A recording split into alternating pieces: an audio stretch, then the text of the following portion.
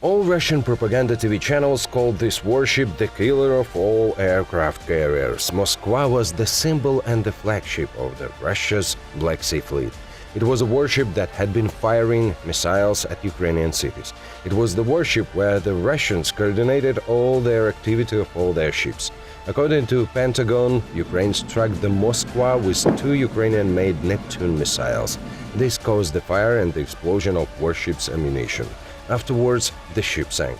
The Russians have been lying all they could about this explosion. No big deal, they had many stories, from the negligence of the sailors that caused an explosion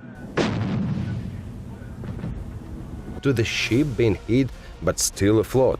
Finally, they announced the warship went down, and no losses among the crew.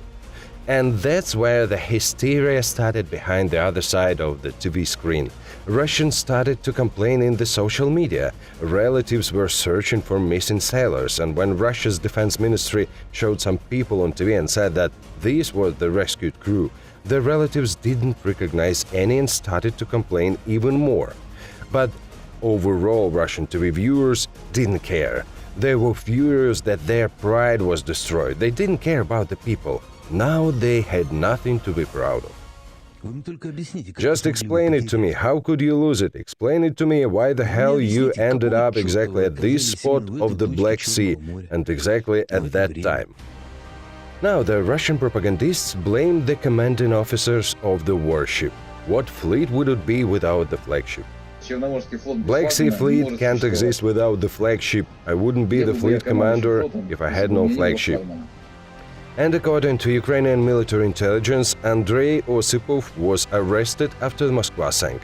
Besides that, Russians started to hide the tracks of everything that included the words Neptune and sunken ship. It is getting more and more ridiculous. They even prohibited the 1973 cartoon called The Treasures of the Sunken Ships, where children on the Neptune submarine found the sunken ship with the letter Z on it. Sounds familiar? Russians were told that this so-called special operation would last a couple of days, and people believed in this story. I think it will take not more than a week, like in Georgia. Kick them and they'll get kicked out beyond their borders. This is Russia. Russia. A week and a half at most. Our president is doing a great job. Now the propaganda has come up with new ideas why the war has been lasting for 2 months already, and where are all their armed wreckers if Russia has no losses in this operation. Are we going to get involved in a new Afghanistan? The population is much larger, and they are more advanced with weapons. We don't need this. The army has completed the task. Now let the diplomats do their job. But they still don't mention what exact task their army has completed.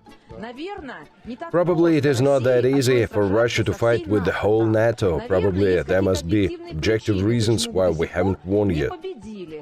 And this is one more ridiculous version of Russian propaganda. They explain that the special operation isn't working because they have to fight NATO itself. Meanwhile, there is no single alliance soldier in Ukraine. Moreover, NATO didn't plan to send their troops to Ukraine. And Secretary General of NATO Stoltenberg and US President Biden said this more than once. And these are the dozens of explanations of what the Russians are doing in Ukraine. On February 24th, they wanted to protect people who had been abused by the tyrannic Kiev regime. And then their aim had been changing daily, from protect Russia from the West to help Donbass. False government means deceitful news. In this video, they also tried to prove that Russia's fighting NATO. These are Swedish AT-4 rocket launchers, and occupiers are boasting that they had taken the whole armory of those. And they showed to the camera the empty tubes of single-shot rocket launchers. And here is one more crazy news on Russian TV. Today, our troops hit the cocaine center. Nice shot. Definitely nice shot. But this member of Russian parliament didn't specify whether the coke was good. But the key thing is that not only Russians inside the country believe in this crazy cocaine propaganda, some people of various civilized countries believe that Russians still can tell the truth.